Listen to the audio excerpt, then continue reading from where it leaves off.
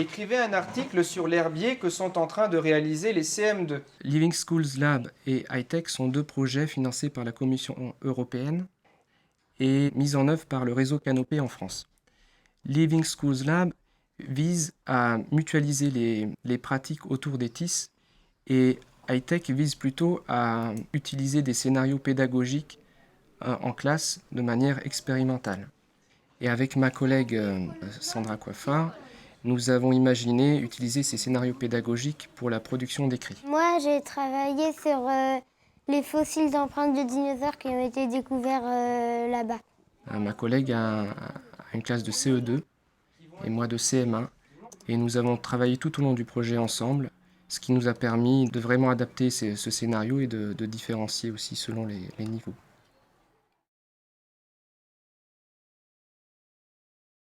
On a demandé aux élèves d'écrire des articles de blog pour le blog de l'école. Et il y avait plusieurs étapes. Et à chaque étape, il y avait une utilisation particulière des TIS. Sur l'ENT, il existe aussi un blog d'école. Et en fait, le projet, regardez, pour l'instant, le blog d'école, il n'y a rien dessus. Le projet, c'est justement de faire vivre le blog d'école. Donc d'écrire des articles pour alimenter ce blog d'école.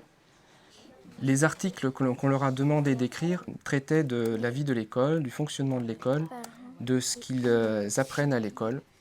Donc les sujets étaient assez variés, ça pouvait aller du fonctionnement de la BCD à la préparation de la classe de mer, en passant par un travail sur les constructions de cathédrales au Moyen-Âge.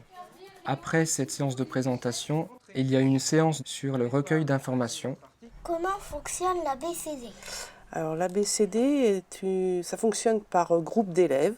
Pour le recueil d'informations, les élèves ont été amenés à utiliser des logiciels pour enregistrer du son, ont été amenés à utiliser des fonctionnalités d'Internet pour créer des questionnaires et ont mis les informations qu'ils ont recueillies sur l'ENT. Quand on interviewe quelqu'un, on ne sait plus qu'est-ce qu'il a répondu, donc on va sur iPrimo pour réécouter l'interview qu'on a fait. On commence du départ pour faire le blog, et puis là on a choisi l'interview. Là c'est quand on a fini d'interviewer la personne. Là c'est les informations qu'on a écrites. Là on a trié les informations. La phase d'après consistait à structurer ces informations avec des cartes mentales. Alors, est-ce que vous pouvez m'expliquer comment vous l'avez fait de votre carte mentale ?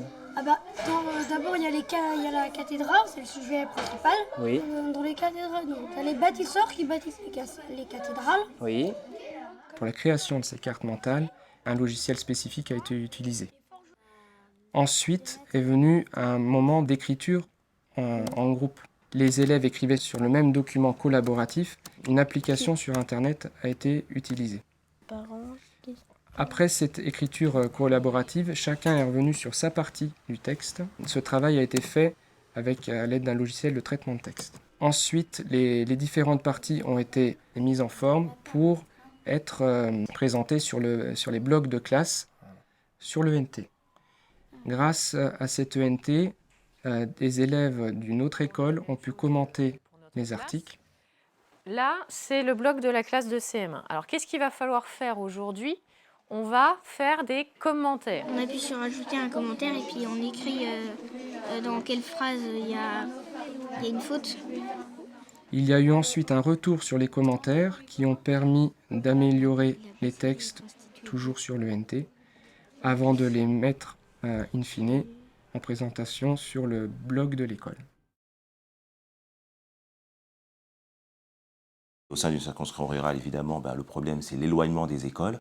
Et les TIS, justement, permettent de rapprocher les enseignants et de pouvoir avoir un travail plus grand, en commun, comme on peut l'avoir dans une école de centre-ville. Le fait d'utiliser les TIS permet quand même d'améliorer l'organisation de la classe, notamment de faire travailler les enfants en atelier. La production d'écrits, c'était quand même un domaine difficile à travailler. Et ce qu'on avait constaté donc, avec les collègues, c'était que la phase de réécriture était particulièrement difficile. Donc là, grâce aux TIS, on a réussi à mettre en place une situation dans laquelle, avec des codes de couleurs, L'enfant savait exactement ce qu'il avait à améliorer. Donc on a essayé de les rendre un peu plus autonomes par rapport à leur correction et par rapport à leur réécriture. Je suis en train de corriger mon texte. Les élèves sont très demandeurs pour les situations de tutorat. Les élèves de CM1 sont toujours volontaires pour aller aider les élèves dans d'autres classes. L'utilisation des TIS permet réellement ça parce que quand ils acquièrent des compétences dans l'utilisation d'une application, d'un matériel, il est ensuite assez facile pour eux d'aller l'expliquer à d'autres élèves. Le travail collaboratif avec mes collègues a été très enrichissant. J'ai appris à utiliser plein de logiciels. Ça a vraiment été formateur rapidement. Ce qui était très intéressant à travers ce projet Living School Lab, c'est cet apport à l'international. Il était aussi intéressant de pouvoir savoir ce qu'il se fait dans les autres pays et de ne pas avoir une vision un peu nombriliste de l'utilisation de nos TIS.